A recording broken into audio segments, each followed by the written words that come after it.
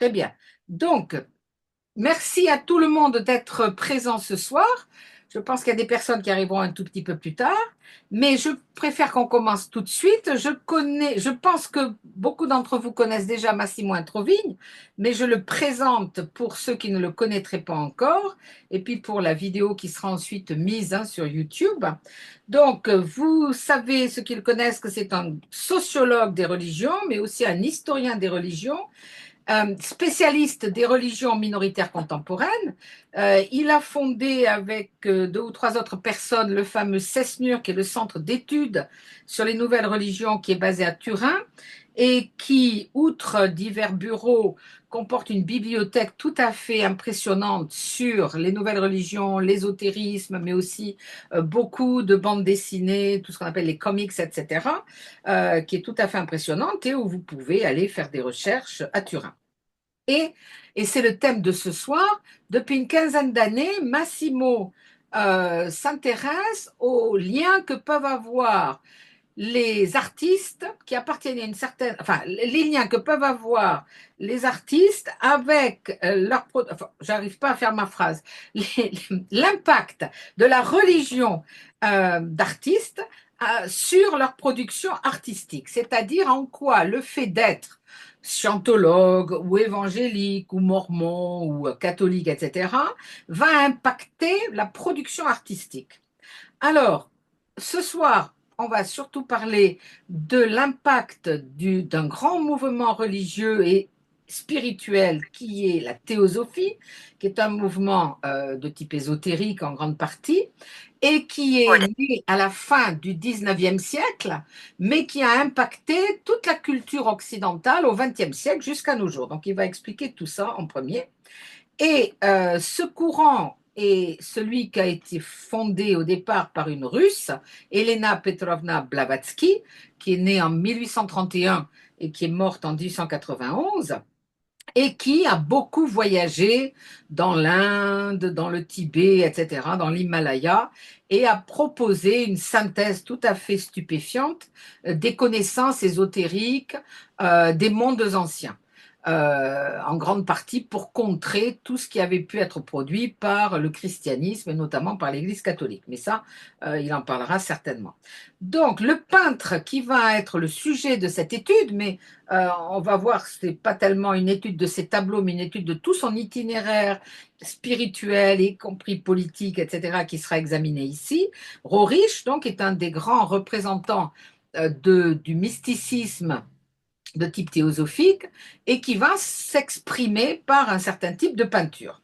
Donc, il va nous parler de ça. Alors, ma première question, Massimo, et je pense que là, tu peux te mettre à partager ton écran, ton PowerPoint, c'est, euh, voilà, est-ce que tu peux nous expliquer donc les grands principes de la théosophie? En quoi est-ce que la théosophie va révolutionner notre manière d'appréhender le monde?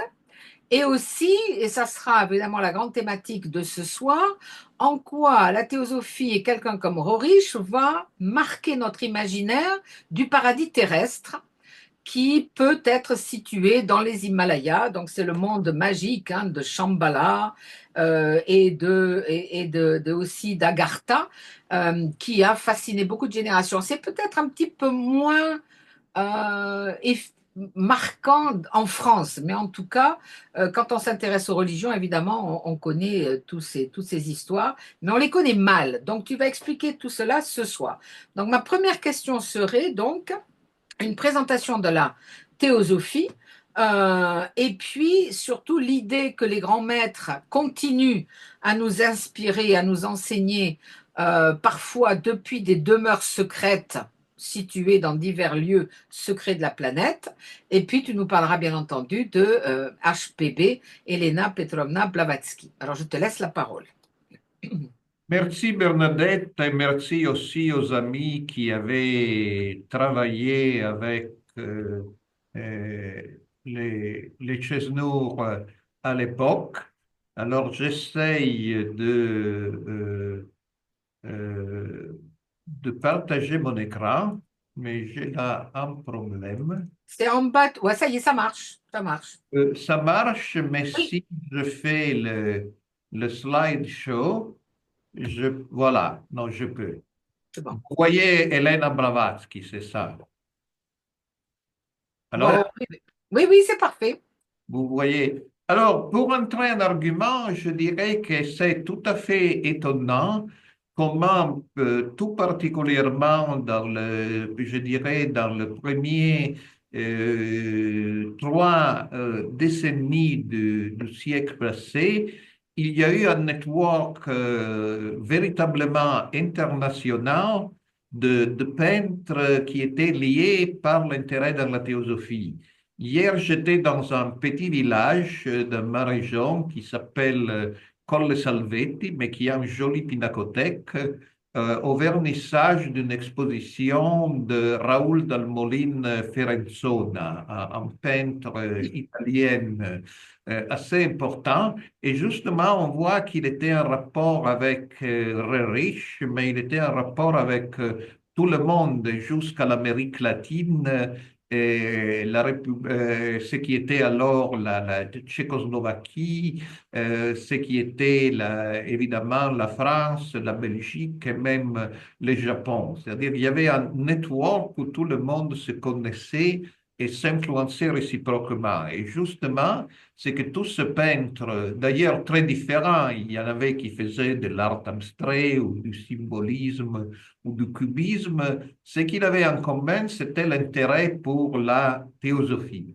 Donc, qu'est-ce que la théosophie? La théosophie avec une grande T, car sinon on peut parler de théosophie comme courant spirituel, comme le faisait Antoine Fèvre qui remonte à Paracels ou Jacob Böhme, mais la théosophie avec un grand T, normalement on parle de la société théosophique qui a été fondée en 1875 à New York par Yelena Petrovna Blavatsky, ésotériste russe, et le colonel Spirit Henry Steele Olcott, qui avait été, bon, colonel à ses heures, mais c'était en vérité un avocat.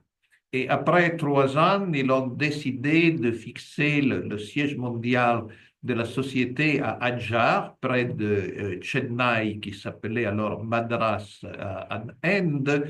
Mais Blavatsky n'est pas resté en Inde longtemps et elle s'est installée à Londres où elle est morte en 1891. Alors, quel est l'essentiel de la théosophie? Comme tu l'as dit, c'est l'idée que les leaders de la théosophie reçoivent des révélations par les maîtres. Alors, les maîtres ne sont pas des anges ou des esprits, ce sont des hommes, mais des hommes qui ont complété le cycle de réincarnation et qui ont décidé volontairement de rester sur Terre pour aider les humains. Donc, ils se cachent quelque part et ils transmettent des messages par voie télépathique, mais parfois ils envoient aussi de lettres écrites. Et Jésus, justement, est l'un de ces maîtres, mais les deux plus importants pour la théosophie, ce sont Moria et Kut-Umi. Et il y a aussi le comte de Saint-Germain, qui donc ne serait pas mort, mais se cacherait quelque part au Tibet ou ailleurs, et serait l'un de ces fameux maîtres. Alors, qu'est-ce que le maître enseigne? Ça se trouve surtout dans 2 ouvrages de Blavatsky, qui a écrit beaucoup, Isis dévoilée et 1877, et La doctrine secrète, 1888. Et il y a toute une cosmologie très compliquée, mais pour la simplifier, on peut dire, si vous regardez l'image, que le monde le plus élevé est un monde tout à fait spirituel et sans densité. Et en descendant du plus parfait au moins parfait, on arrive à notre monde qui est un monde matériel, donc avec beaucoup de densité. Et le but de la société théosophique est de nous aider ou aider notre esprit ou notre âme à revenir au monde plus élevé. Et ça se fait par la connaissance des enseignements de différentes religions, mais notamment des religions asiatiques.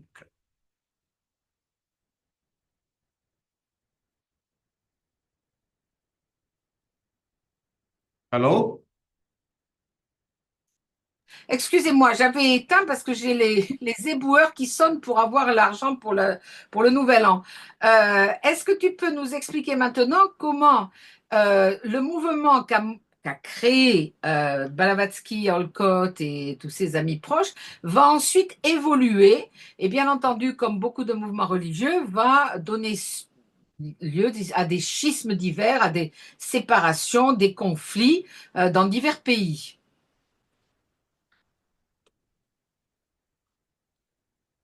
Oui, et je suis encore bloqué Ah, voilà, ça marche. avec, mais maintenant j'essayerai encore une fois de partager l'écran. Oui. Tu as qu'à le laisser partager tout le temps, hein. Et oui, mais à un certain moment, je ne sais pas pourquoi il se bloque. Ah, d'accord.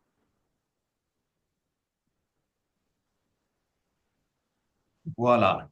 Donc, oui, il y a eu de schismes, notamment il y a eu de schismes à la mort de Blavatsky, car comme il y avait deux cofondateurs de la Société théosophique, le colonel Olcott, qui est resté vivant quand Blavatsky est décédé en 1891, il pensait tout naturellement qu'il allait devenir le leader de la société théosophique. Mais il y avait le leader de la puissante branche nord-américaine, car Olcott, lui, était en Inde à l'époque, William Point Judge, qui disait que lui devait être le leader qui a été désigné directement par le maître. Alors, on ne s'oppose pas au maître, mais évidemment, Olcott disait que ce sont de faux messages de maîtres qui ont désigné Judge comme le leader. Bref, il y a une séparation entre la branche nord-américaine qui suit William Judge et les branches européennes et indiennes qui demeurent avec les colonels Olcott. Mais Judge meurt un an en 96 après avoir consommé le schisme et donc il y a des autres schismes à l'intérieur de la société théosophique nord-américaine et la majorité des membres suivent Catherine Tingley que vous voyez à la droite qui fonde une colonie théosophique à Loma Land, près de San Diego, en Californie, et qui a aussi une grande importance artistique, notamment car l'artiste anglais plus proche de Blavatsky, dont tu m'as, je pense, entendu parler à une réunion d'américanistes français, Matchell, il rejoint cette branche de la société théosophique et crée une école artistique dans la colonie de Lomaland où ont étudié des théosophes qui sont aussi des peintres importants comme par exemple Antoine Braun, un impressionniste américain. Mais bon, ce n'est pas l'histoire d'aujourd'hui. Alors, l'Europe et l'Inde demeurent avec Olcott et Olcott dit, quand il est assez âgé, en 1907, avoir reçu à son tour des instructions de maître pour nommer comme présidente Annie Besant. Alors, qui est Annie Besant? Annie Besant, c'est quelqu'un qui est arrivé à la théosophie pour une conversion qui a fait couler beaucoup d'encre, car elle était une féministe, socialiste et athée, qui à un moment donné a dit avoir elle aussi écouté la voix de maître qui l'appelait à se convertir à la théosophie. Mais elle a toujours gardé des intérêts politiques et elle est considérée en Inde comme la mère de l'indépendance de l'Inde. En effet, le parti, l'African National Congress, qui devenait le parti de Gandhi et puis de Nehru, qui est aujourd'hui à l'opposition, mais la fondatrice de ce parti, c'est Annie Besant. Et je suis allé souvent en Inde. On voit parfois Annie Besant, la femme que vous voyez sur la droite, dans le temple indien, raffigurée comme une divinité pour sa contribution à l'indépendance de l'Inde. Après la mort d'Olcott, Bézin nomme un coprésident qui est un ex-curé de l'Église d'Angleterre, mais qui a pris le contrôle d'une petite église schismatique, l'Église catholique libérale, et en a fait l'Église de la théosophie. Et un jour, Leadbeater, qui, il faut le dire, a été ensuite accusé de pédophilie. Et donc, il voit un jeune enfant très beau sur une plage indienne et il a une révélation. Il dit, ça, c'est le maître mondial, le Messie qui va sauver le monde. Et vous le voyez sur la gauche, c'est Jiddu Krishnamurti. Mais dans l'histoire de l'Église, de la société théosophique, il y a eu trois grandes crises. La première crise s'est produite en 1885 et a amené Blavatsky à rentrer en Europe de l'Inde. Et c'est l'investigation de la Société pour la recherche psychique qui a envoyé un chercheur, Richard Hodgson, en Inde, et son investigation portait surtout sur les lettres que Blavatsky disait recevoir de maîtres qui les faisaient apparaître ou tomber du ciel. Et Hodgson a conclu que ces lettres, c'était des fraudes. Bon, on discute encore aujourd'hui car les théosophes vous diront que c'était un complot d'une bonne qui volait et que Blavatsky avait viré. Et donc, elle s'est vengée en inventant des histoires qu'elle aurait participé à la falsification de lettres. Mais la deuxième grande crise, 1906, 1906, c'est la première fois que Leadbeater, le co-président, est soumis à investigation avec des accusations de pédophilie. Donc, rien de nouveau dans ce qui se passe aussi aujourd'hui dans l'histoire de religion, mais il n'est jamais allé en prison, mais il a dû souvent changer de pays où il habitait. Et ces accusations se sont poursuivies jusqu'à sa mort en 1934.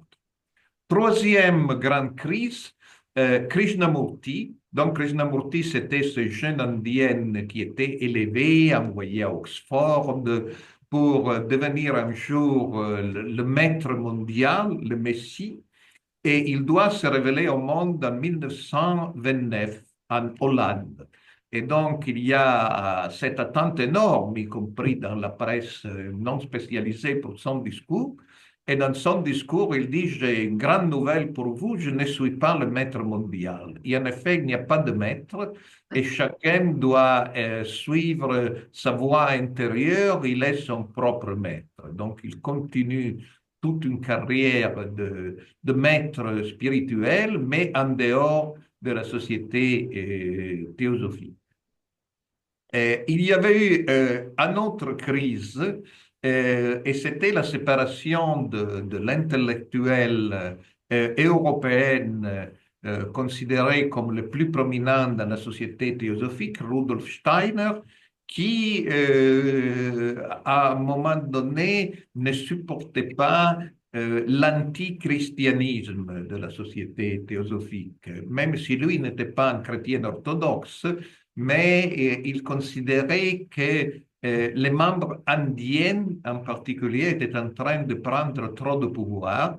Et donc, il fonde un schisme d'Occident de la société théosophique qui s'appelle la société anthroposophique, qui et porte avec lui beaucoup de membres, mais cela dit, la société théosophique existe encore aujourd'hui avec quelques 30 000 membres dans le monde.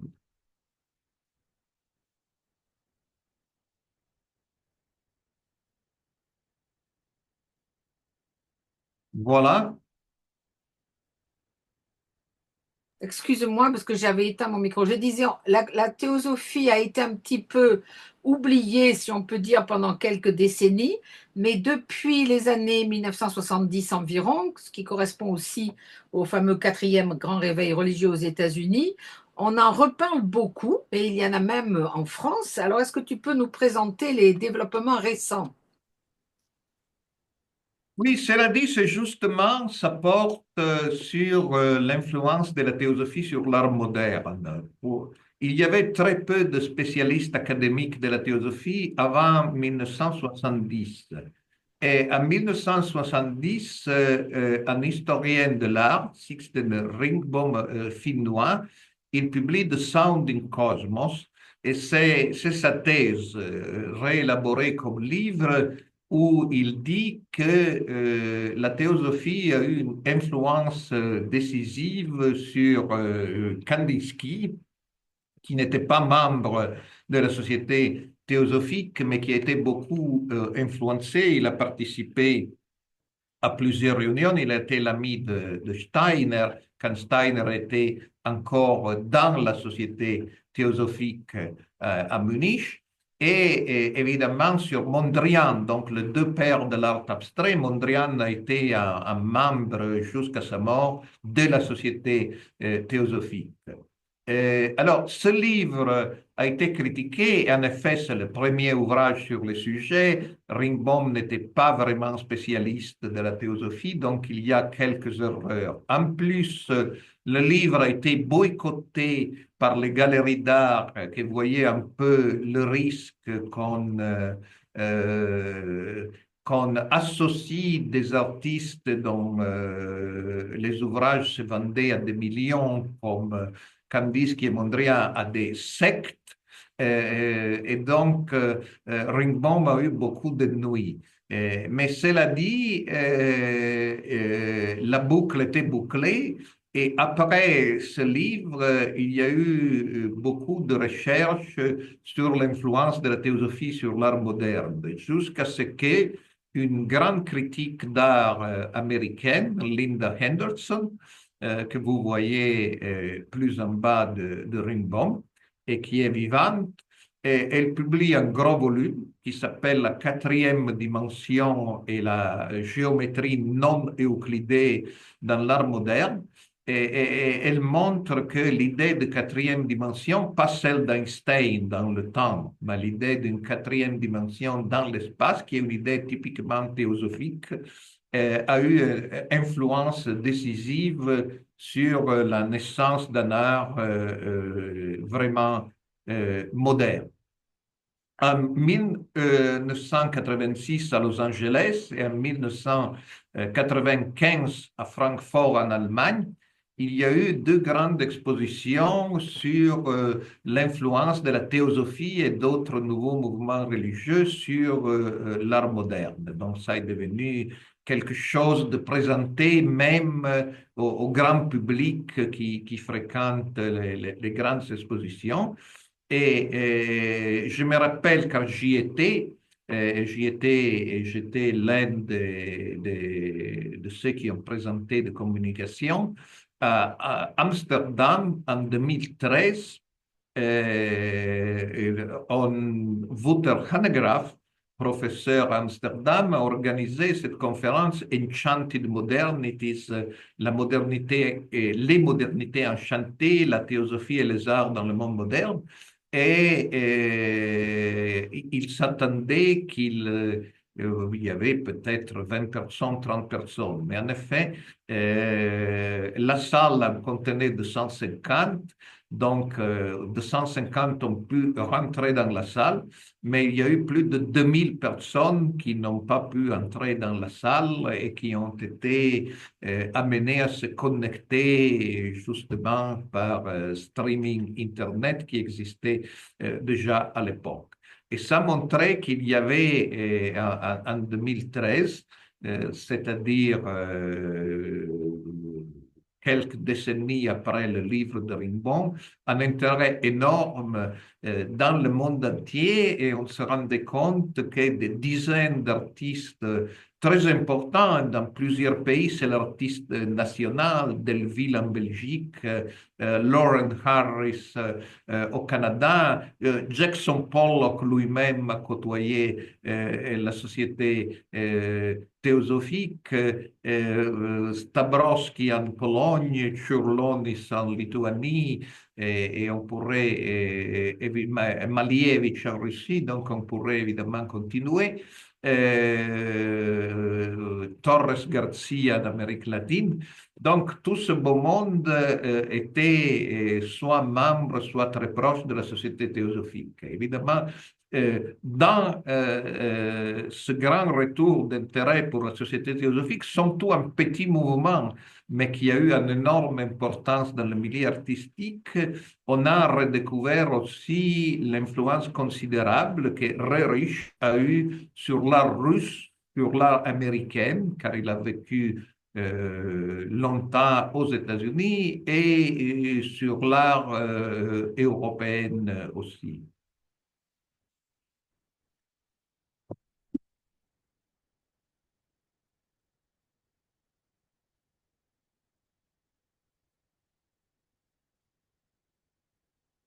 Bernadette,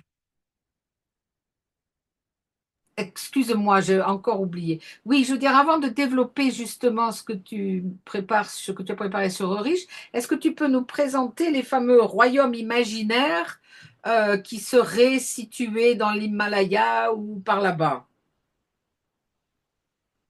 oui.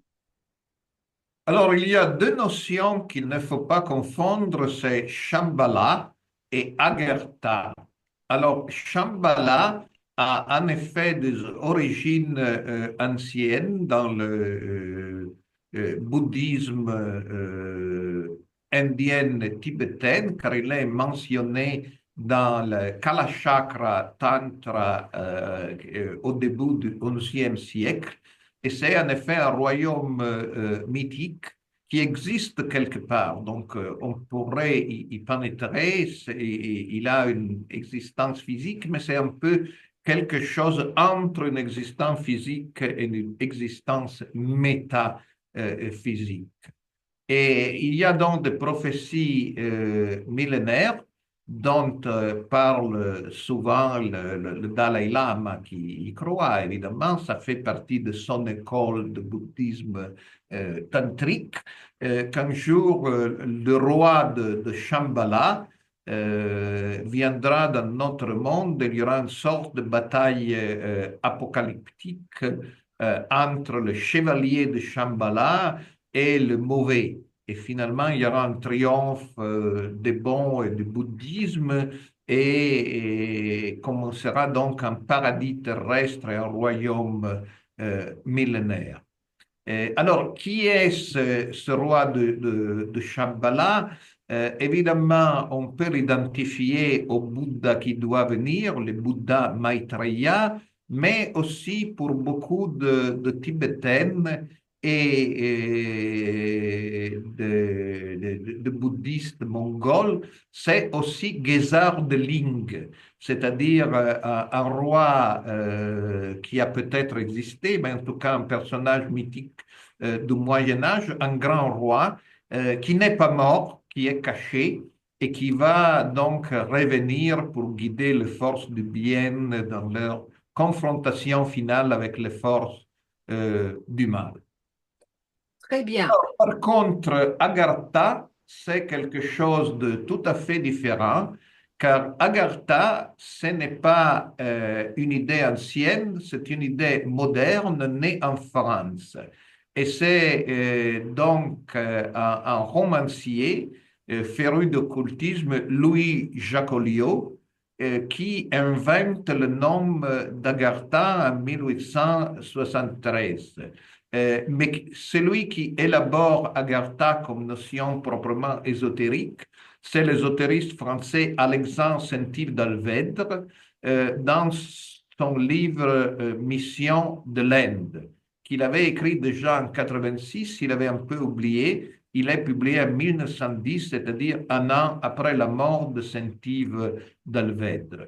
Et donc, Agartha, dit Saint-Yves d'Alvèdre, est un lieu physique qui existe, mais il est souterrain et donc il est caché, il est difficile à trouver, il est peut-être sous le Tibet ou sous le Bhoutan, et c'est là que le maître de l'univers, donc une notion similaire à celle de Blavatsky, ont leur résidence. Donc évidemment, euh, Saint-Yves connaissait les idées de Madame Blavatsky, mais aussi il y avait plusieurs ésotéristes qui pensaient que la Terre était cave et donc à l'intérieur de la Terre, il y avait un royaume secret. Et sur ça, il y a des romans d'auteurs ésotériques, notamment anglais, comme Edward Bulwer Lytton, The Coming Race, ou Emma Harding Britten, Ghostland. Aussi, il y a un livre qui a été lu par les théosophes, et c'est un livre qui n'était pas présenté comme un roman, mais comme un rapport d'événements réels publié par un avocat de Chicago, Willis George Emerson, en 1908, qui s'appelle The Smoky God. Et se présente comme un rapport d'un Norvégien, Olaf Jansen, qui aurait trouvé près du pôle Nord l'entrée d'un royaume souterrain. Donc, Emerson ne parle pas d'Agartha, mais les théosophes qui lisaient Emerson disent, voilà, on a trouvé la porte du royaume d'Agartha. Mais le personnage qui a rendu l'idée d'Agartha et de Shambhala connu dans le milieu ésotérique, c'est un voyageur polonais, Ferdinand Ossendowski, qui a vraiment beaucoup voyagé dans l'Himalaya.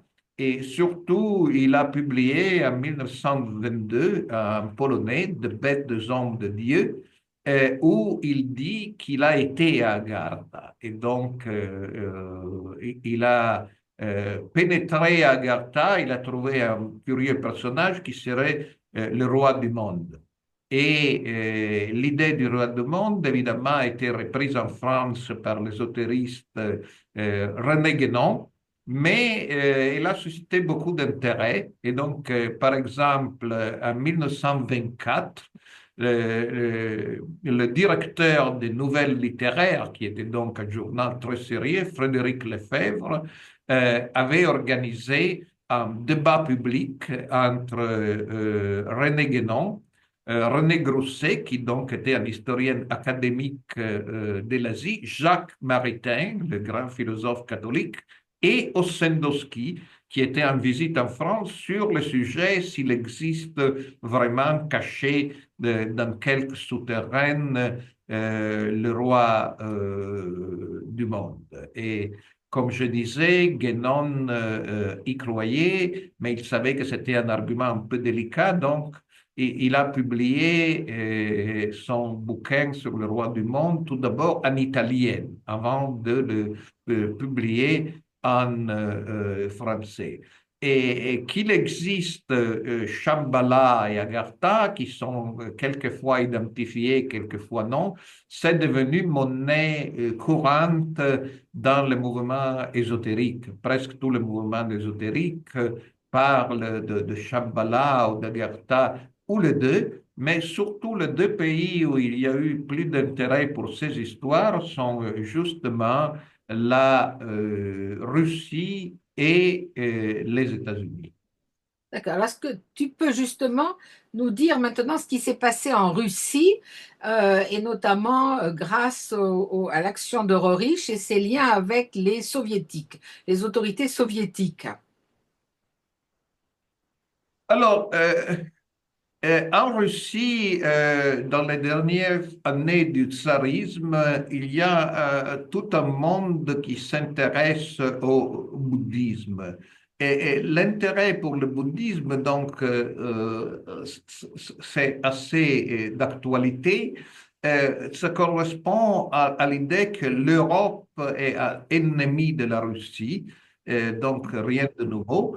Et il faut se tourner vers l'Asie. C'est en Asie que la Russie peut trouver des amis. Et il y a des aristocrates proches du tsar Nicolas, comme le prince Outomsky, qu'on voit ici, qui se convertent au bouddhisme et qui voyagent au Tibet, en Mongolie, en Chine, et qui identifient un peu la Russie avec le royaume de Shambhala.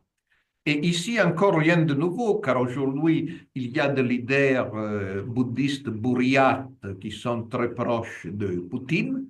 Et déjà à l'époque, il y a donc des leaders du bouddhisme bourriate, comme les fameux Advan Georgiev, qui deviennent les amis du tsar Nicolas et qui lancent un peu l'idée que la dynastie de Romanov, ce sont les descendants du roi de Shambhala. Et donc, ils sont de la même famille, ce qui donne à la Russie une idée d'être en effet le royaume millénaire qui va sauver le monde. Alors, tout le problème, c'est qu'en même temps, le tsar Nicolas, qui était même canonisé par l'Église orthodoxe, était un bon chrétien. Donc, il voulait surtout pas abandonner le christianisme. Mais quand le tsar tombe, Lama Dolchev, qui est un personnage très controversé, et dit, mais non, mais peut-être je me suis trompé. Et ce qui est le représentant du royaume de Shambhala, c'est Lénine, ce n'était pas le tsar. Et donc, il commence à introniser dans le temple bouddhiste Buryat l'image de Lénine. Et donc, dans l'Union soviétique naissante, il y a l'idée que si Shambhala et Agartha existent, il faut le trouver. Donc, c'est une question scientifique, ce n'est pas une question religieuse. Et donc, Lénine envoie le biologiste qui est un peu occultiste, Alexander Barchenko, à la recherche de Shambhala et Agartha en Asie. Il ne trouve rien, évidemment. Et Staline, à un moment, est intéressé par ces prophéties, mais finalement, il perd un peu la patience avec ces histoires et il ordonne de mettre à mort le lama Georgiev et Barchenko. En tout cas, ils disparaissent en prison et on n'entend plus parler d'eux. Mais en même temps, Staline avait beaucoup d'estime pour Rerich, car Rerich, ce n'est pas un lama aventurier, c'est le plus grand peintre russe de l'époque.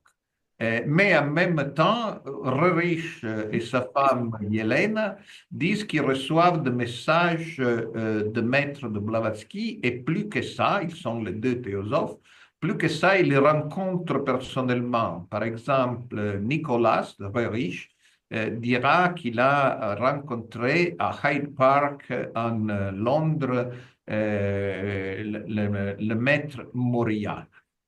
Et ce qui n'est pas évidemment accepté par la société théosophique, par la société théosophique pense que seuls les leaders de la société théosophique reçoivent des révélations de maîtres et pas les particuliers. Donc, finalement, ça amène Rerich et sa femme à établir encore un schisme de la société théosophique qui s'appelle Agni Yoga, et qui existe toujours aujourd'hui.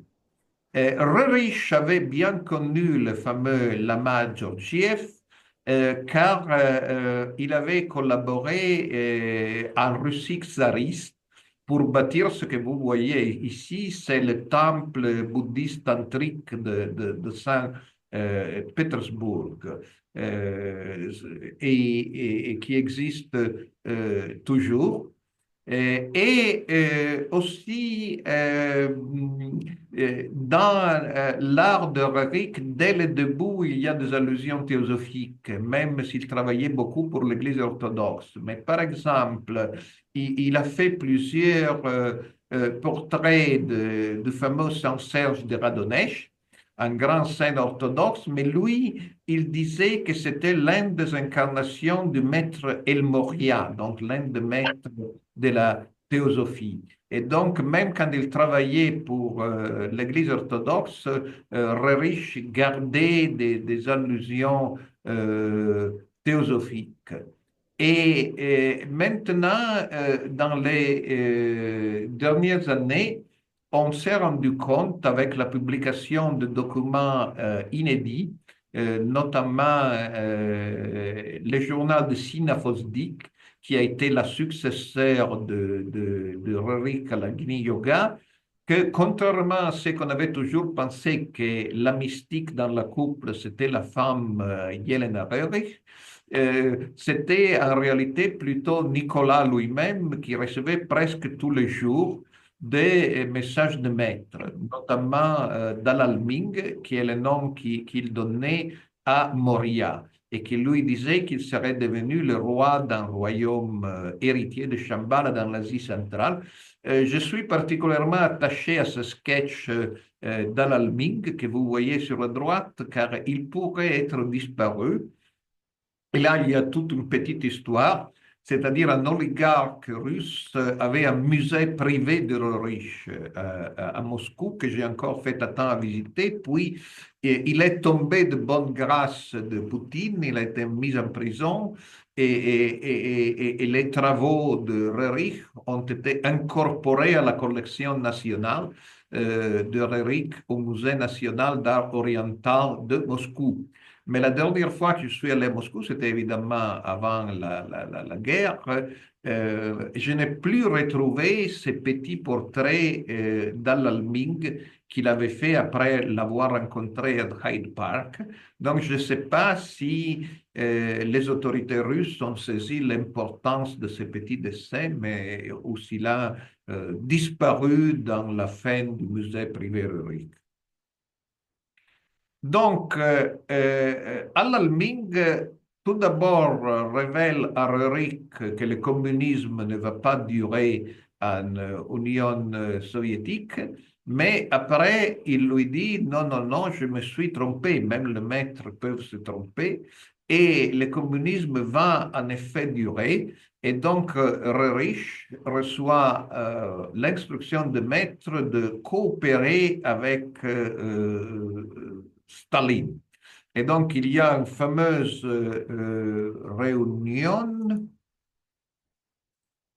réunion à Moscou avec Staline, le ministre des Affaires étrangères Tchitcherin et le ministre du Commerce Krasin. Et le maître parle dans la réunion et envoie des messages à Staline et Tchitcherin par l'intermédiaire de Roerich. Et donc, que le maître dit à Staline, il faut surtout financer Roerich, qui va lancer une grande expédition pour trouver Shambhala. Et même s'il ne trouve pas Shambhala, il fera de la bonne publicité à Staline et au stalinisme en Asie dans des endroits qui sont stratégiquement tout à fait importants pour l'Union soviétique. Donc, parmi 1925 et 1929, il y a des expéditions financées par Staline et Roerich et sa femme que vous voyez à l'extrême droite, qui n'est pas politique, c'était plutôt du stalinisme à l'extrême droite de ce journal américain qui en parle, font beaucoup de voyages en Himalaya. Mais alors, pour Staline, c'est de la géopolitique, mais pour Rich, c'est l'idée de fonder un royaume dont il serait lui-même le roi. Et en effet, quand il est dans l'Himalaya, il lui est révélé qu'il est la réincarnation du cinquième Dalai Lama, personnage du 17e, très important dans l'histoire du Tibet, mais d'après l'historienne français Dany Savelli, il y aurait aussi des révélations non publiées d'après lesquelles Rerish serait en même temps le roi Gesar de Ling et Bouddha lui-même. Donc, serait la réincarnation de tous ces personnages. Ah, et alors, très bien. Et alors, ensuite, Rorich part à New York. Et là, tu peux nous expliquer ses nouvelles aventures. Oui, finalement, en 1930, Staline, qui commençait à s'inquiéter de ce qui s'est passé avec le fascisme en Europe, est moins intéressé aux grands jeux dans l'Asie centrale. Et donc, il coupe le financement à Roerich, tout en lui gardant son estime en tant que peintre. Donc, Roerich n'a jamais été vraiment condamné ou persécutés en Russie, sauf très récemment par les antisectes et l'Église orthodoxe comme sectaires, mais ils sont silencés par Poutine, qui est lui-même collectionneur de reliques. Donc, mais dans l'Union soviétique, il a été toujours considéré comme un grand peintre, mais on lui coupe le financement pour l'idée du royaume himalayenne. Et alors, le maître lui dit qu'il faut se tourner du côté des États-Unis. Les États-Unis sont aussi une nation messianique qui a un grand futur, d'après le maître, et donc il l'envoie à New York. Et à New York, il trouve des supporters très riches et il bâtit donc ces bâtiments. C'est une photo que j'ai prise qui existe toujours, un Riverside Drive, et qui s'appelait l'édifice de maître, le Master Building, dont le plan aurait été agréé par le maître Moria et d'autres maîtres et Rerick. D'après, il a été vendu. Donc, si vous allez là, ne vous attendez pas de rencontrer les maîtres des occultistes, il n'a plus rien à faire, mais c'est le même bâtiment qui a été bâti par Rich entre 1920 et 1923. Et il trouve un grand ami aux États-Unis, à Washington, mais aussi à New York, qui est le ministre de l'Agriculture et puis le vice-président des États-Unis, le vice-président de FDR, de Franklin Delano Roosevelt, Henry Wallace. Henry Wallace, c'est un membre de l'Église catholique libérale. Donc, cette église dont Leadbeater avait pris le contrôle, qui était restée dans le giron de la théosophie, et il croyait que le maître existait et qu'il donnait des messages. Donc, il prend Rerich très au sérieux, et ce sont donc les États-Unis, avec le vice-président Wallace, qui finance les nouvelles expéditions de riches en Asie en 1933 et en 1934. Alors, encore, le Congrès des États-Unis qui vote le financement à riches pense financer une opération géopolitique pour avancer les intérêts des États-Unis dans l'Himalaya et l'Asie centrale. Mais Wallace, lui, qui reçoit des messages de maître lui-même, il sait que Rerich a en réalité des intentions messianiques et les maîtres lui ont promis l'entrée dans le paradis terrestre himalayenne pour l'an 1936. Pourtant, les États-Unis ne sont pas l'Union soviétique. Il y a une presse libre et il y a des journalistes qui trouvent toute cette histoire un peu farfelue et qui donc font du journalisme d'investigation et trouvent que le vice-président des États-Unis, comme ils disent, il fait partie d'un culte, d'une secte, ce qui fait tomber l'idée de succéder à Roosevelt comme président des États-Unis. Et Roosevelt lui-même n'est pas affecté car sa collaboration avec Rich avait été surtout pour quelque chose finalement de très utile et qui existe toujours, le pacte Rich, qui existe toujours sous un autre nom, mais c'est un traité international pour la protection des œuvres d'art en temps de guerre. C'est un pacte qui n'est pas respecté, mais que plusieurs pays, notamment des Amériques du Nord et du Sud, ont signé et qui finalement est géré maintenant par l'UNESCO. Ah oui, c'est impressionnant. Oui, oui, oui. Tu peux nous parler alors maintenant de la fin de Ulrich avant de nous montrer son héritage, sa descendance spirituelle. Voilà.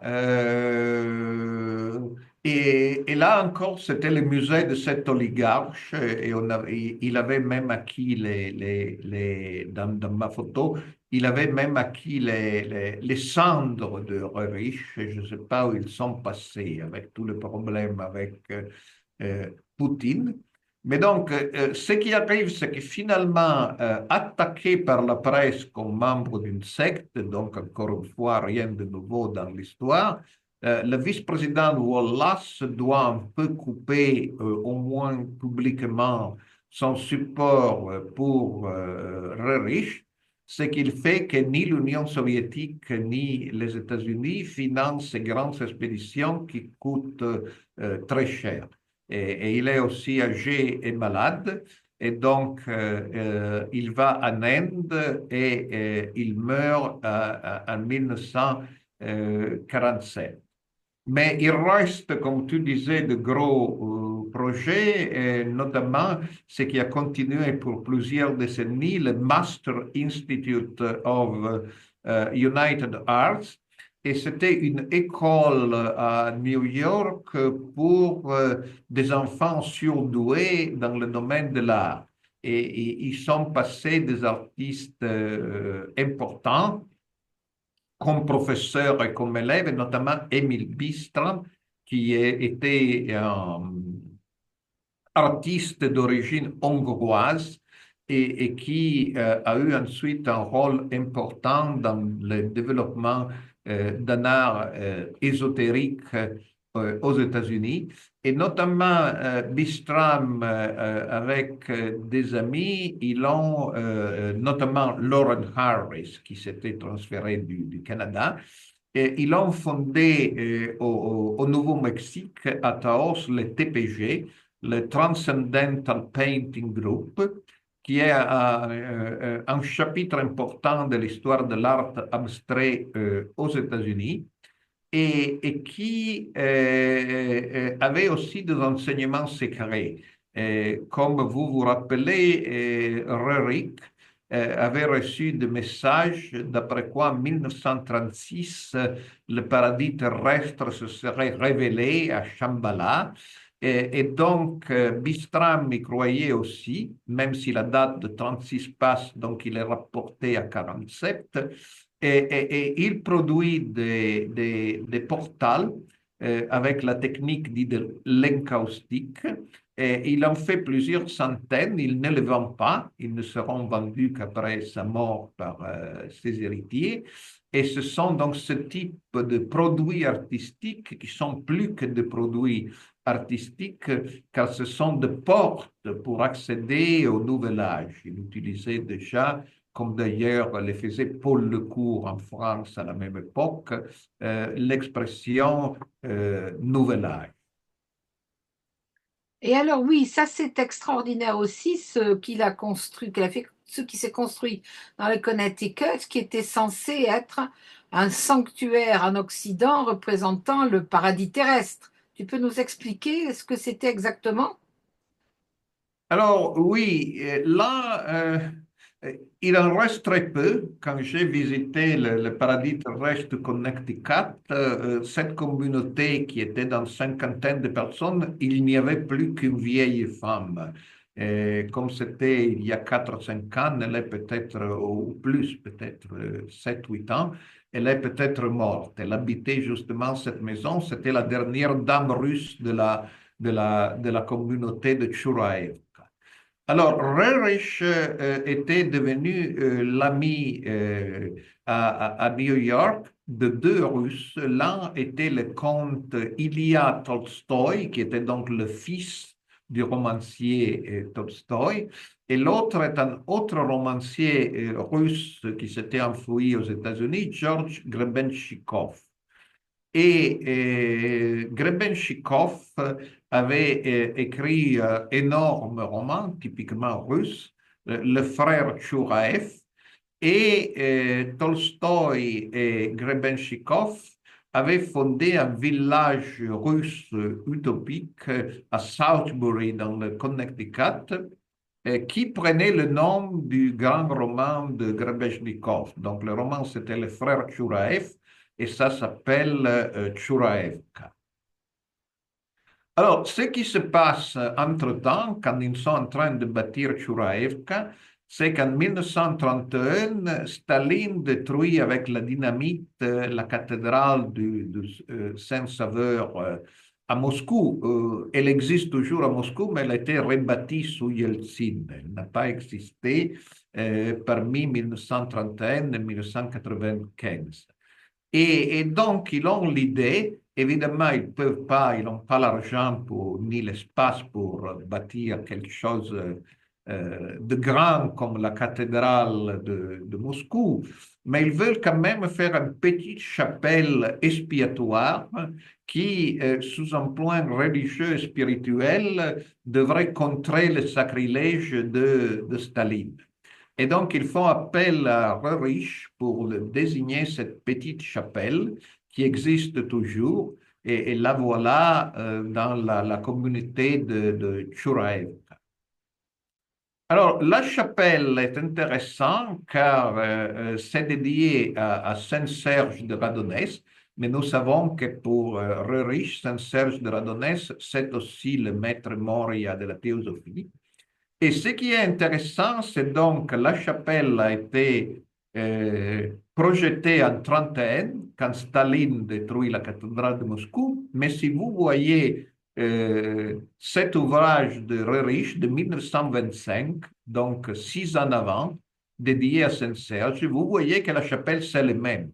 Donc, c'est la même. Donc, il a pris la chapelle de son fameux ouvrage Saint-Serge au travail de 1925.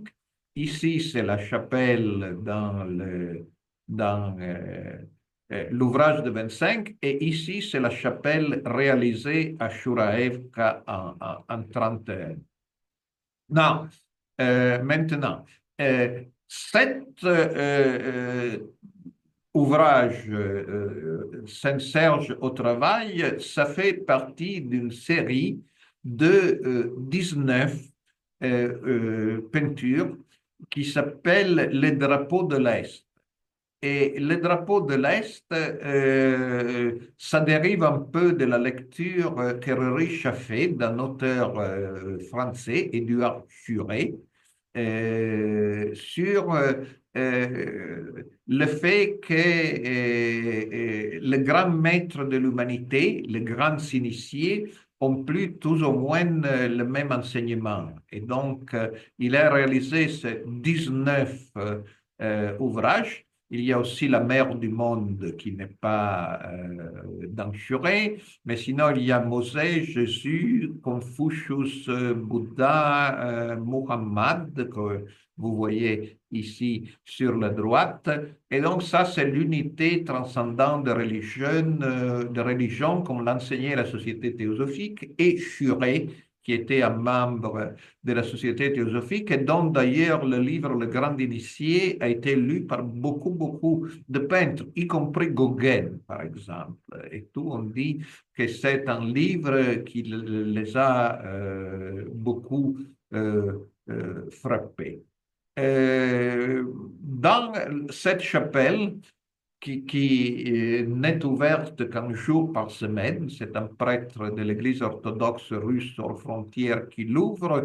Il y a un portrait de Saint-Serge qu'on colporte être de riche, mais je pense qu'il n'est pas de riche. Il n'est pas son style, il n'est pas même sa qualité.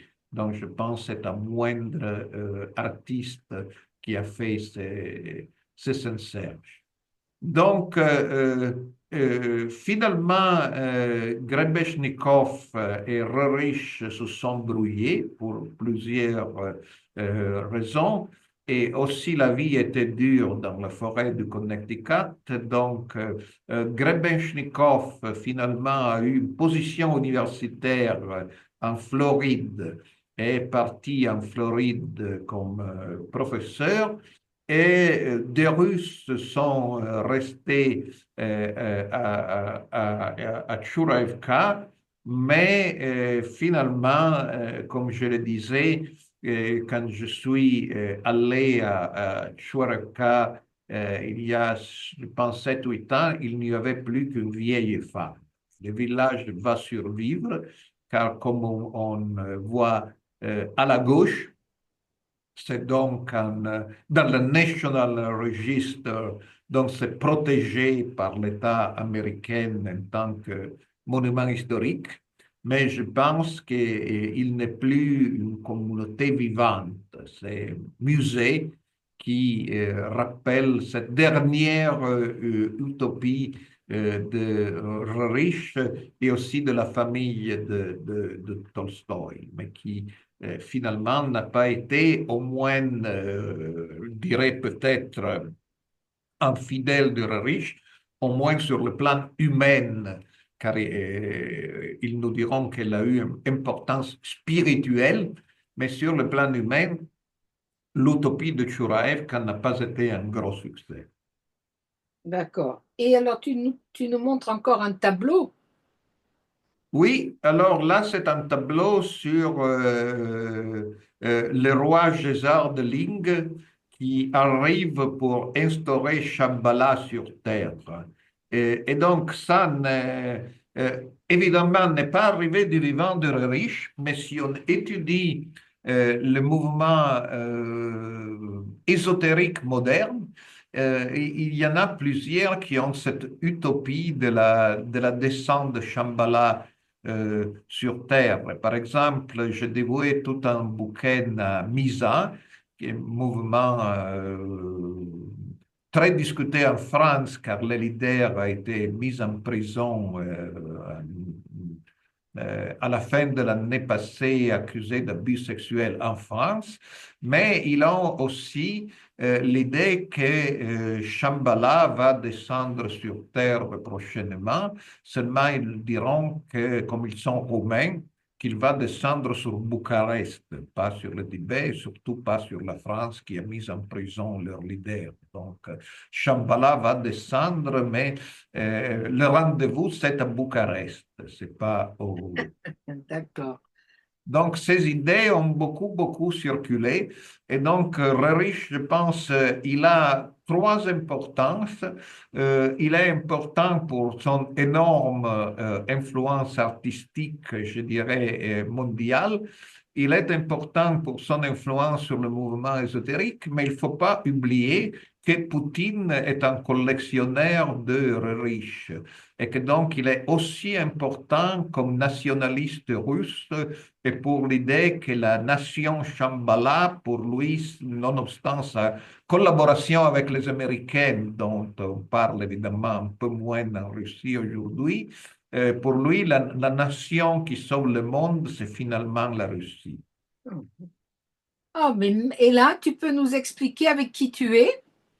Oui, alors là, c'est un prêtre de l'Église orthodoxe russe hors frontières qui, en théorie, s'est réconcilié avec... donc, quand il y a eu la révolution russe, l'Église orthodoxe russe persécutée, mais là, ce qui restait en Union soviétique, c'était évidemment loyal à l'Union soviétique, ce qui a mené les Russes en dehors de l'Union soviétique, a constitué une église russe hors frontières.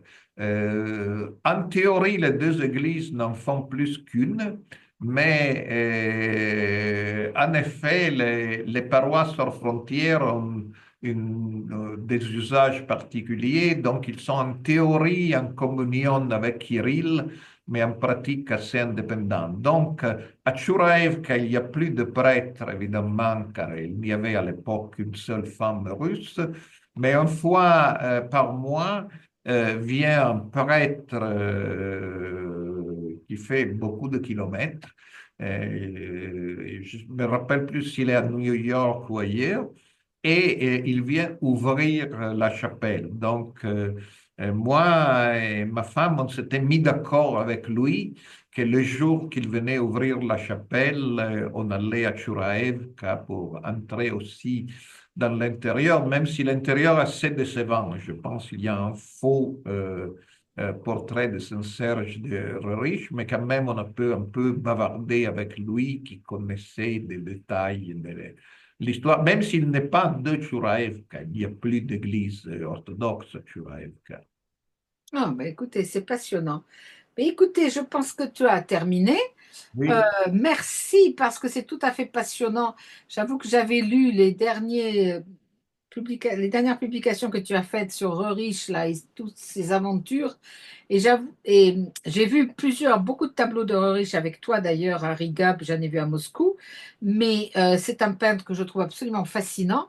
Et j'encourage d'ailleurs tous ceux qui nous suivent à aller sur Internet voir ces nombreux tableaux qui sont très souvent effectivement de façon tout à fait visible, mystique, hein, avec des sages, des maîtres, et puis des paysages tout à fait impressionnants. Alors, et surtout ce qui m'a beaucoup frappé, que j'ai découvert grâce à toi, et tu viens de l'expliquer, c'est les liens qu'il pouvait avoir avec d'abord le tsar, et puis après avec les soviétiques, enfin avec Staline, c'est tout à fait impressionnant. Alors, on comprend bien que Staline l'utilisait comme ambassadeur un petit peu en Asie centrale, mais après aussi, c'est très amusant avec Wallace, le vice-président de Roosevelt. C'est quand même incroyable. Il devait avoir quand même un pouvoir de persuasion tout à fait stupéfiant pour se faire financer des voyages totalement incroyables, tout ça pour aller chercher des paradis au fin fond enfin, sous la terre, à Shambhala et tout ça. Ça, je trouve ça absolument fabuleux. Et alors, est-ce qu'il était riche lui-même? Ah, il n'était pas pauvre dans le sens qu'il était déjà apprécié comme peintre. Oui, Mais si je pense un document décisif que j'ai découvert c'est publié par une petite maison d'édition que je vivais à New York. On m'en avait parlé car je pense moi c'est le premier que je l'ai mentionné, même les chercheurs ne le connaissaient pas. C'est ce énorme journal de centaines de pages, je pense 700 ou 800 de Sina Fosdick, qui était la personne que lui et sa femme étaient désignés comme successeur à la tête de l'Agni Yoga. Et alors, il y a aussi une petite curiosité, qu'après la mort de Sina Fosdick, la famille qui a pris le contrôle de l'Agni Yoga, comment s'appelle? Où? La mémoire, mais tu connais le Murder, She Wrote, la oui, oui, série oui, oui, oui, télévisée. oui. Bon, elle, c'était le grand chef de Rerish avec son D'accord, frère. d'accord, d'accord. Et aussi, elle a eu des procès car elle faisait un peu de magie noire. Elle aurait tué des gens par des malédictions au nom de maître. D'accord. Donc, c'est un côté de cette actrice qu'on ne connaît pas, mais elle était le grand chef de l'Agni Yoga avec son frère qui était, je pense, un lord anglais. Et donc, ce sont eux qui ont pris le contrôle de l'Agni Yoga. Mais Sina Fosdick, dans ses mémoires énormes, il nous montre où il y a d'ailleurs des parties qui ont été cancellées, je pense, sur des aventures sexuelles de riche qui aurait trompé sa femme, ça a été cassé de l'édition publiée.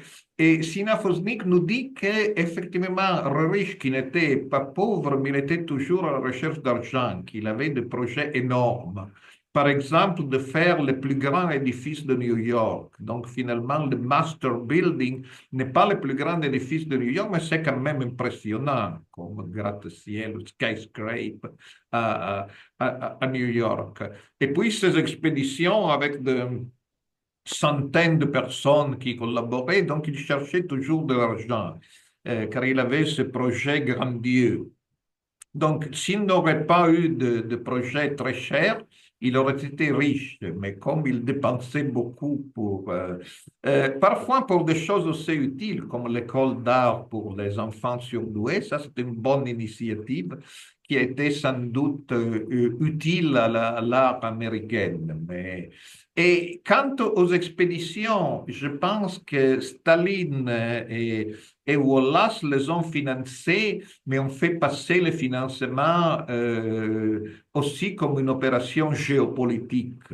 Oui, Euh, mais c'est quand même incroyable qu'ils aient accepté cette opération, sachant quand même que pour l'aventurier, il y avait un mobile purement spirituel. C'est ça oui, qui est quand même incroyable. Ouais, ouais, ouais. Alors, surtout pour Staline.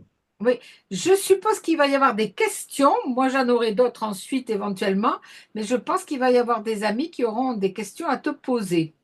Alors, vous levez la main. François Détry, je vois que vous avez envie de poser une question. Allez-y, François. Oui, tout d'abord, merci. Moi, j'ai été très surpris et appris beaucoup de choses. Surpris surtout des contacts avec les hommes politiques, différents pays. Je voudrais savoir, euh, vous avez parlé des différents pays où c'était. Alors, d'abord, oui, j'ai une petite question, je reviens un peu en arrière. Vous avez parlé de doctrine. Je sais pas, moi, je ne connais pas tellement, mais c'est pas plutôt un mouvement qu'une doctrine dans définition? Ah, mais je pense que c'est pour la doctrine secrète de Blavatsky, c'est ça? Tu réponds, Et Massimo? sinon, c'est comment on peut appeler ça, cette théosophie? C'est un mouvement, Oui, oui, mais c'est à base d'écrits dans un ouvrage qui s'appelle La doctrine secrète, où Blavatsky explique sa cosmogonie, enfin, comment elle voit le monde, etc., etc. Massimo, ça, je te il laisse explique, mais poursuivre. après les autres, lorsque c'était entendu, si on parle de ça, on va, c'est pas une religion, est-ce que c'est un Ah si, mouvement? si, c'est une religion, hein, Vous considérez que c'est une religion? Ah oui, Alors, j'ai compris la question dans le sens que soit Blavatsky, soit Reich, il insiste beaucoup que ce n'est pas une religion, c'est une spiritualité voilà.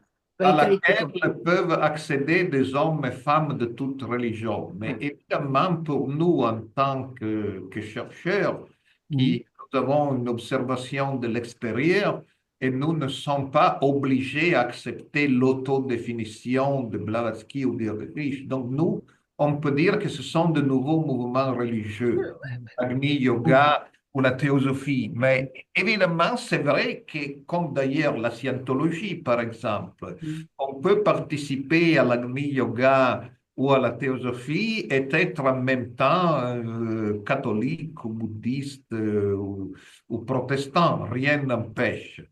Sauf que, par exemple, si quelqu'un est un catholique très convaincu, il aura des problèmes à accepter certaines doctrines de Reich ou de Blavatsky. Mais quand ils disent qu'ils ne sont pas de religion, ils veulent dire qu'il ne faut pas quitter sa propre religion si on devient membre de ce type de mouvement, ce qui est assez typique de nouveaux mouvements religieux d'origine assez récente. Ouais. Voilà. J'ai une autre question, mais je laisse la place. Et Non, non, si, allez-y, allez-y, François. oui, vous avez parlé des différents pays, Russie, Amérique, etc. Je pense, première chose, ça ne doit pas être tellement étendu ailleurs, Amérique du Sud, tout ça, mais sur Terre, c'est mouvements, je l'appelle ça, mouvements très suivis, il y en a beaucoup, c'est très, très limité, je suppose. Alors justement, ce qui a étonné les chercheurs quand ils ont commencé à réétudier la théosophie, c'est qu'il a toujours été un mouvement assez petit, donc 50 000 personnes au maximum, maintenant 30 000. Donc, si on compare avec le milliard de personnes de l'Église catholique, évidemment, c'est très petit, ou Mhm. même le 12 millions de témoins de Jéhovah. Et Mais si on fait une liste des artistes importants dans l'art moderne, il y a plus de théosophes que de catholiques, il y a plus de théosophes que de protestants. Évidemment, il n'y a pas d'artistes fameux témoins de Jéhovah, il y en a de moindres qui sont mormons, mais alors, Société théosophique, c'est un petit mouvement comme numéro, donc 30 000 dans le monde, mais la liste des artistes qui ont eu une carte de la Société théosophique, Mondrian, Lauren Harris, Giacomo Balla, euh, euh, et Kandinsky. beaucoup d'autres, et de ceux qui ont régulièrement participé à des réunions, y compris Kandinsky, évidemment, la liste des artistes est impressionnante. Et c'est ça qui a porté plusieurs universitaires à recommencer à étudier la société théosophique. Donc, ont été surtout les historiens de l'art, hein, qui ont poussé les historiens de religion à s'intéresser à nouveau à la société théosophique. Mais si je peux rajouter quelque chose, dans l'art, tu viens de le dire, mais dans le domaine de la spiritualité, la théosophie a une importance énorme tout au long du XXe siècle et notamment de nos jours. Il y a un nombre très important de groupes, de petits groupes qui sont nés dans le sillage de la théosophie, alors soit d'Alice Bailey, comme tu l'as dit, soit de Besant, notamment les groupes, alors on ne les connaît pas trop en France, mais moi je les ai étudiés depuis le début aux États-Unis parce que j'en avais rencontré tout à fait par hasard en traversant l'Utah sous la pleine lune, en rentrant de Salt Lake City, mais des groupes qui appartiennent à ce qu'on appelle le mouvement I am, donc je suis, enfin je vous en parlerai une autre fois parce que je trouve ça très intéressant, mais ce sont des milliers et des milliers de gens quand on les additionne. Et les concepts de terre creuse, de paradis, sous terre, tirés d'ailleurs, on n'en a pas parlé des fois des œuvres de Jules Verne. Moi, Mm. quelqu'un m'a dit très sérieusement que Jules Verne faisait partie des maîtres éclairés, hein, donc de ce dont la théosophie parle, et qu'en fait lui-même recevait des messages et pouvait donc décrire tout ce qu'il y avait au centre de la Terre. Mais ça a quand même suscité énormément d'œuvres littéraires, cinématographiques, pas simplement au niveau des religions strictement religieuses. C'est tout à fait impressionnant. Et la Terre creuse, alors maintenant on a les groupes de la Terre plate, mais la Terre creuse, enfin, tu connais Massimo, je crois qu'on l'avait visité, pas ensemble, mais presque, le fameux centre des Coréchiens qui est en Floride, où là, c'est des gens qui expliquaient, alors pas que la Terre telle qu'on l'a, nous, était creuse, mais qu'en fait, nous vivions à l'intérieur de l'univers et de la Terre, qui était donc concave. Enfin, il y a plein de mouvements comme ça, et donc ce sont des idées qui ont beaucoup euh, influencer les gens. Alors, je ne sais pas, Sans tu oublier la guille creuse d'Arsène Lupin. Il y a plusieurs ouvrages d'après quoi, dans les histoires d'Arsène Lupin, il y aurait des idées ésotériques. Et d'ailleurs, la fille de Maurice Leblanc, en plus d'être l'une des premières activistes lesbiennes françaises, elle a été aussi une disciple de Gurdjieff très, très fidèle. Donc, il y a des liaisons littéraires, mais je voudrais dire aussi à Messier Détrier que un autre domaine où la théosophie a une grande importance, c'est justement la politique. Mhm. Par exemple, en Italie, l'un des grands leaders du socialisme, Amendola, s'était tué par les fascistes. C'était un grand théosophe avant de se brouiller avec Annie Besant. En Inde, le parti du Congrès n'a pas été fondé par Gandhi, comme je l'ai dit, mais par Annie Besant. Et en Amérique latine, par exemple, j'ai étudié la Société théosophique de Costa Rica, qui a aussi une importance artistique. Il y a eu un président, le président Tinoco, qui a reconnu Krishnamurti avant qu'il se démentisse comme maître du monde. il a organisé une réception dans le palais présidentiel et il avait proclamé le Costa Rica comme le premier pays de l'empire du maître du monde. Ce qui a amené les militaires finalement à faire un coup d'État et les chasser. Mais le chef de militaire qui l'a chassé, il était secrètement membre de la Société théosophique lui-même.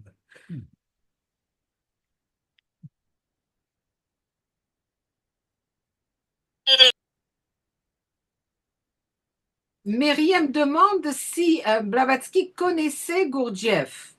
Ah non, c'était plutôt le contraire pour la question d'âge. C'était Gurdjieff qui connaissait Blavatsky.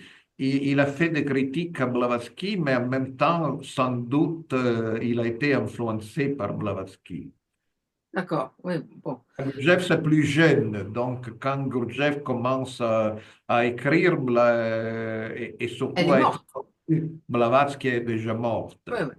Alors, est-ce qu'il y a d'autres questions? Moi, Nadette, j'en avais. Nadette, oui. Nadette, il faut ouvrir le son. Voilà, voilà. on ne vous écoute pas. Je faisais en haut, mais ça ne marchait pas, il fallait aller en bas. Juste une question, est-ce qu'il est facile de dire qu'on est adepte de théosophie? Parce que vous parlez de recensement, enfin, il y a peut-être beaucoup plus qu'on imagine, puisque si c'est secret, on ne va pas dire forcément, comme je suis franc-maçonne, beaucoup ne le disent pas, ne le disaient pas en tout cas avant. Est-ce que C'est c'est une la très même chose? bonne question. Et je vais vous conter l'histoire. Alors, ce qui a eu, c'est qu'une chercheuse euh, néerlandaise qui s'appelle Marty Bax, à un moment donné, dans un moment de rare ouverture, qui est déjà fini, des archives de la Société théosophique avaient été autorisées à photocopier les listes de membres jusque, je pense, à 1930, donc des listes de membres qui sont vraisemblablement tous morts. Et, elle a partagé avec moi à un moment donné, j'ai fait des découvertes. Elle avait trouvé beaucoup d'artistes, mais par exemple, j'ai trouvé des artistes italiens dont on ne savait pas qu'il était membre de la société théosophique. Et là, on a trouvé la preuve. Finalement, donc, maintenant, Marty Bax, qui a un caractère difficile, s'est brouillé avec plusieurs chercheurs, donc elle ne partage pas volontiers ses trouvailles.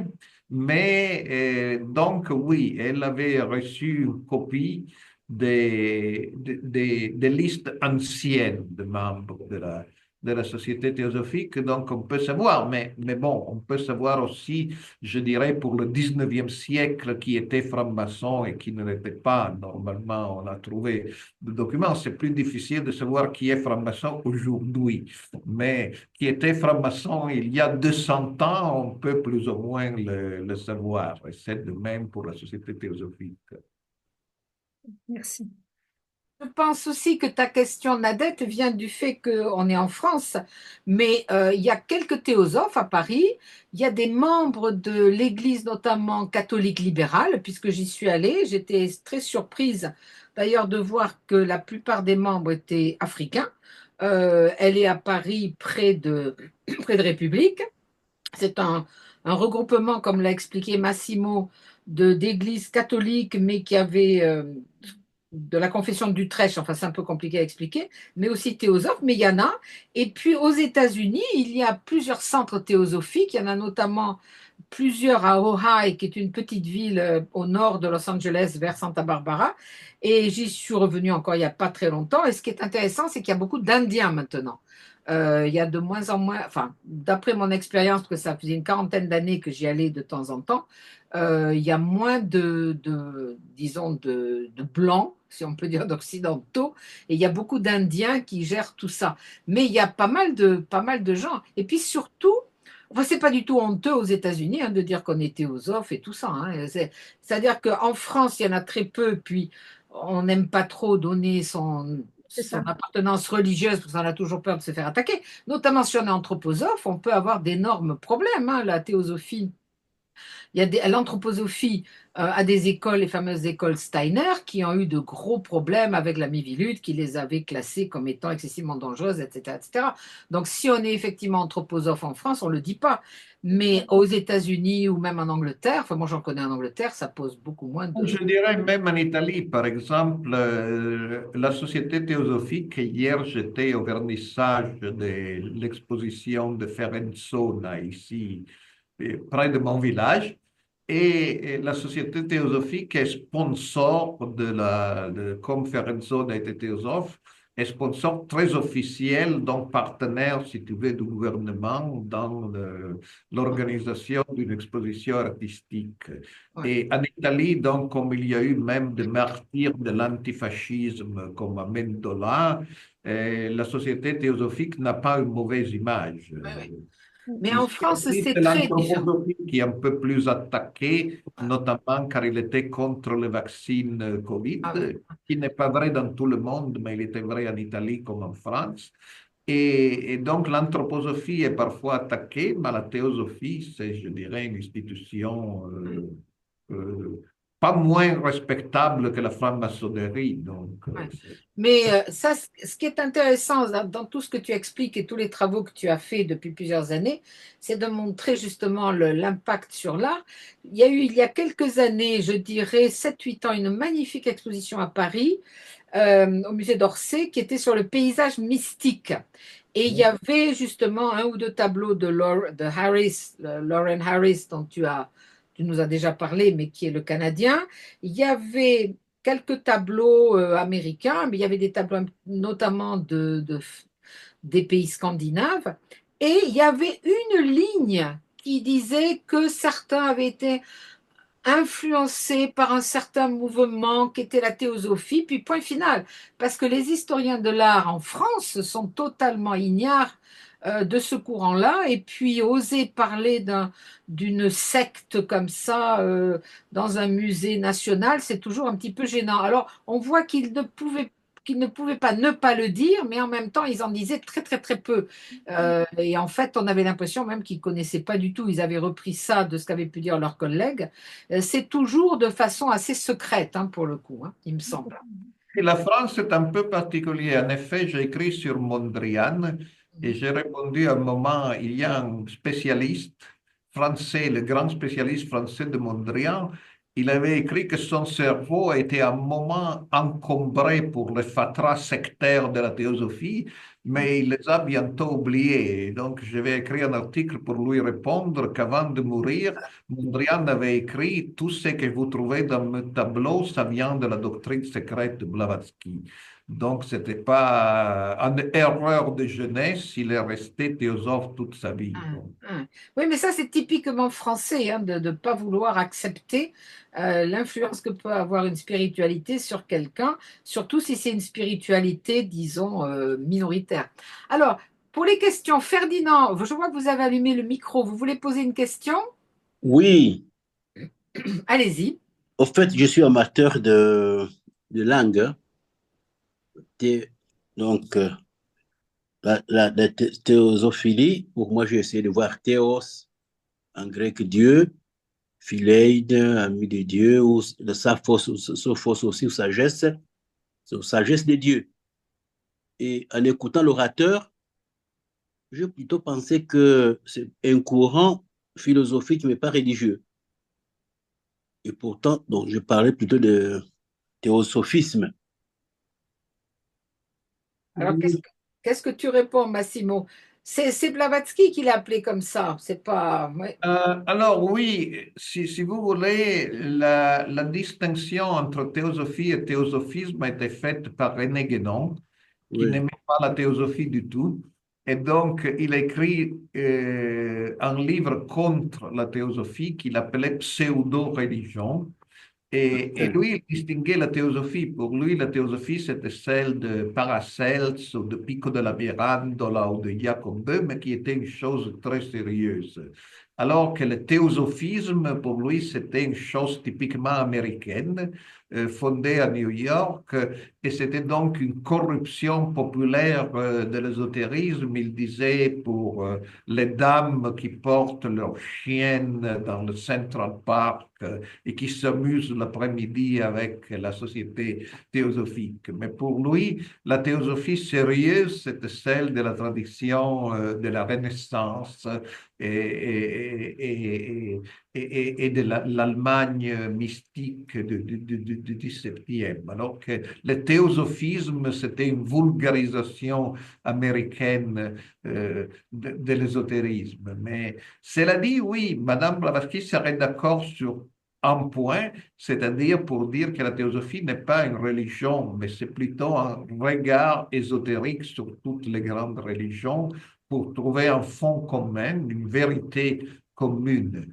Et je pense que le fruit littéraire le plus parfait de ça, qui a eu, on sait qu'en France, il a eu 108 éditions, c'est le grand initié d'Édouard Furet, qui est un livre presque oublié aujourd'hui, mais qui a eu une influence énorme sur plusieurs générations. C'était deux caractères difficiles. Furet était ami de Blavatsky, personnel, fait partie de la Société théosophique. Il a été mis dans le Conseil international, puis il s'est un peu brouillé avec Blavatsky, ce qui l'a porté ensuite à rejoindre Steiner. Puis il s'est brouillé avec Steiner, car il était alsacien, mais patriote français.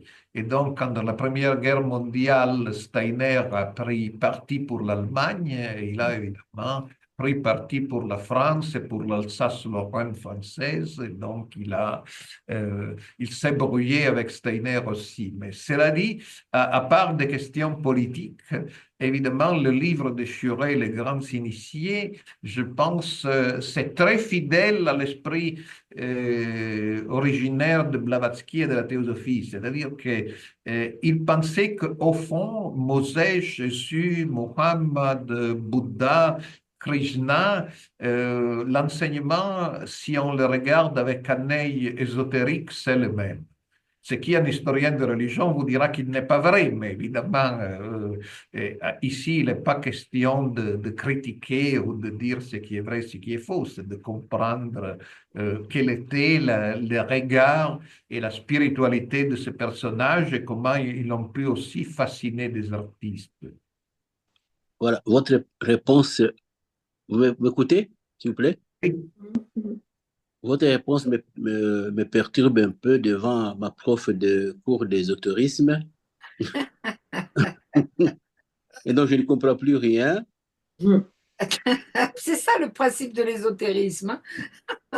Voilà, je voulais vous demander, finalement, quel est votre point de vue? C'est une religion ou une philosophie? La théosophie. alors, Votre point de vue personnel. pour moi, c'est un mouvement spirituel. Mais cela dit, je fais partie de ceux qui ne sont pas totalement convaincus de la distinction entre religion et spiritualité. Et je pense parfois que comme religion, dans notre Occident moderne, c'est-à-dire depuis les Lumières, religion a une mauvaise réputation, c'est perçu comme quelque chose de dogmatique et d'obscurantiste, alors on parle plutôt de spiritualité. Mais je ne suis pas sûr qu'on peut faire une distinction rigide entre religion et spiritualité.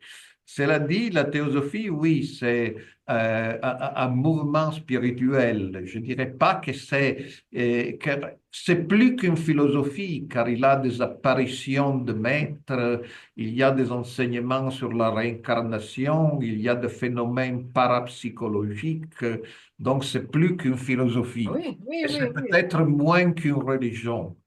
Mais il y a quand même, si on prend les définitions juridiques en France de ce que peut être un mouvement cultuel, par exemple, vous avez un lieu spécifique, vous avez des centres de théosophie, vous avez des rencontres régulièrement de fidèles, vous avez des rituels spécifiques, vous avez des croyances partagées. Alors, c'est pas évidemment aussi organisé que l'Église catholique, il n'y a pas de grande hiérarchie, etc., mais ça fonctionne véritablement comme un groupe religieux typique, hein. Et puis, ce sont des gens qui, alors, ils vont pas vénérer, je pense, enfin, Massimo me corrigera si je me trompe, les membres ne vont pas vénérer la doctrine secrète, les écrits, hein, Isis, dévoilés, etc., comme on vénère la Bible, mais ce sont des livres qui sont très inspirants. Et puis, il y a eu énormément d'autres ouvrages, hein, des commentaires à n'en plus finir, par des adeptes de la théosophie ou des autres disciples. Donc, moi, ça m'a toujours irrité aussi cette différence entre religion et spiritualité, mais ça fonctionne en tout point, selon moi, comme un groupe religieux, hein. Oui, oui. Alors, si on a d'autres questions, Annie, Oui, Bonto, et puis ensuite Régis Ritz. Annie, allez. merci pour cette intervention. Et j'aurais voulu savoir s'il y avait une grande différence entre les théosophes et les anthroposophes.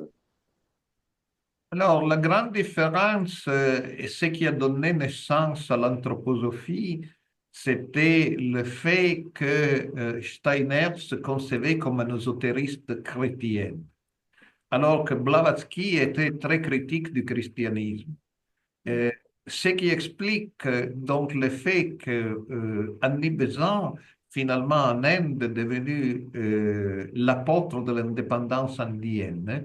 Et c'était aussi l'apôtre d'un réveil culturel indien qui disait finalement notre culture, car elle se considérait indienne alors qu'elle était en réalité britannique, notre culture, mais elle parlait hindi parfaitement, notre culture indienne, c'est supérieur à la culture occidentale et au christianisme. Donc, ce sont les missionnaires qui ont créé cette honte d'être hindous, et comme si nous sommes inférieurs, mais nous sommes plus anciens, nous sommes supérieurs, nous avons une spiritualité plus ancienne et supérieure au christianisme.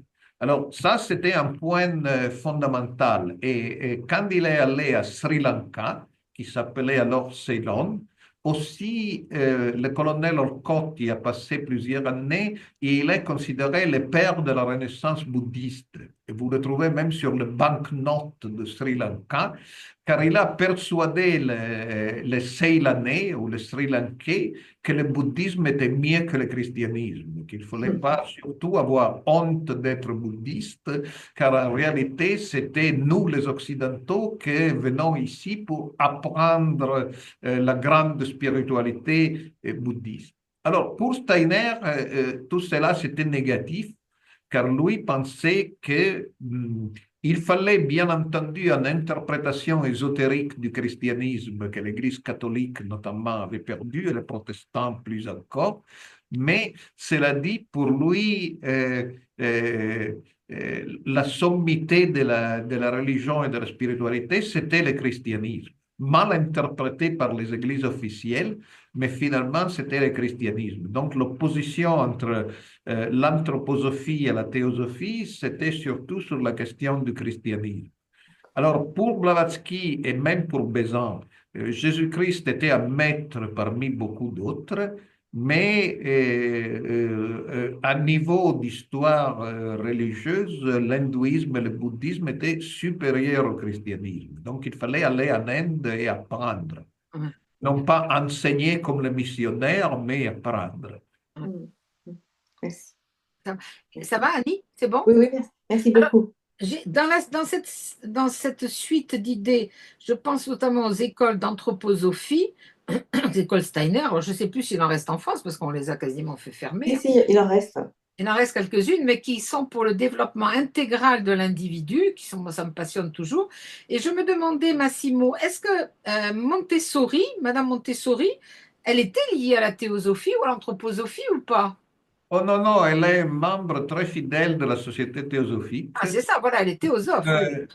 Quand elle a dû fuir l'Italie, car elle était antifasciste, et donc elle s'enfuit en Inde. Elle a vécu à Diyar, au siège de la Société théosophique. Elle a travaillé pour la société théosophique à plein temps à Dieppe pendant la Deuxième Guerre mondiale, qu'elle ne pouvait pas rester en Italie. Mais donc, non, elle était un membre très loyal de la société théosophique.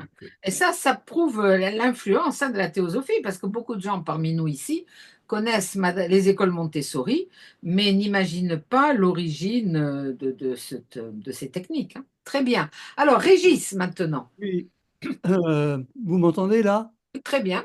Bon, merci beaucoup hein, pour ce remarquable exposé. J'ai l'impression d'avoir enfin un peu mieux compris ce qu'était la théosophie.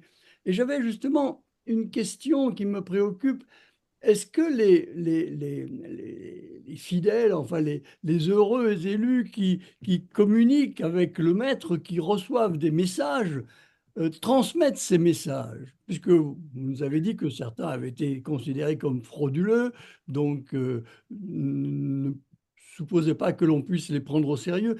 Y a-t-il justement une communication du contenu de ces messages dans cette relation qui est quand même une relation privée, intime, et que l'on souhaite vouloir partager peut-être? Alors, à risque de scandaliser, je dirais que c'est un peu la même chose comme avec le message de la Vierge Marie. Il y en a de public et il y en a de privé. Donc, il se peut que la Vierge Marie vous transmet des messages tout à fait privés pour votre vie spirituelle. Donc, vous parlerez peut-être avec votre confesseur si vous êtes catholique, mais vous ne ferez pas un bouquet avec des messages qui vous pensez recevoir dans votre cœur ou même avec des apparitions. Mais par contre, il y a ce qu'on appelle les révélations privées publiques dans l'Église catholique, comme Lourdes ou Fatima, où la Vierge Marie apparaît à quelqu'un et dit, comme le dit à la Salette, vous le ferez passer à tout mon peuple. Donc il dit, attention, il ne faut pas le garder pour vous, il faut le faire passer, ce qui normalement provoque des problèmes, car ils iront chez les curés n'y croira pas, etc., etc. Mais finalement, quelqu'une de ces révélations publiques privées se sont affirmées, comme Lourdes, que la majorité de catholiques quand même prend au sérieux. C'est un peu même pour le maître. Les maîtres peuvent... alors on voit dans ces fameux journaux de Synaphosidie que le maître apparaît tous les jours à Nicolas Sorel et lui donnait des conseils même très très pratiques sur des constructions, des affaires, même il lui donnait des conseils sur la bourse de New York. Et c'était évidemment des affaires très privées qu'il n'aurait jamais. Mais il apparaît aussi à sa femme, notamment, qui a publié plusieurs volumes de révélations de maîtres, où il parlait de cosmologie, il parlait de monde, de réincarnation. Et donc, il y a des révélations qui portent sur la vie privée de personnes qu'il ne faut pas divulguer, mais il y a aussi des révélations privées publiques où le maître demande que les renseignements soient transmis au monde entier, car ce sont des questions théologiques, cosmologiques, spirituelles. Donc il y a les deux. Merci, merci beaucoup.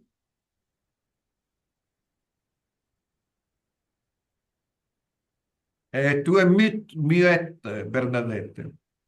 Excusez-moi. Est-ce que Régis, tu veux poser d'autres questions ou est-ce que quelqu'un d'autre va en Bon, poser? merci beaucoup, hein, c'était très clair, oui, vraiment, merci. Voilà. Bon, ben écoute, sauf si tu veux rajouter quelque chose, Massimo, je vais te remercier vraiment du fond du cœur parce que, comme toujours, tu es passionnant et c'est surtout, tu es toujours d'une grande clarté. Alors que la théosophie et le mysticisme sont toujours très difficiles à expliquer, mais tu sais vraiment très pédagogiquement expliquer tout cela. Donc, je sais que tu pars en Afrique maintenant pour un mois. Alors, je suppose que tu vas découvrir tout un tas de groupes religieux ou aller revoir ce que tu connais déjà. Et donc, je te souhaite un bon voyage. Merci, merci. Bravo. Voilà, Au au revoir.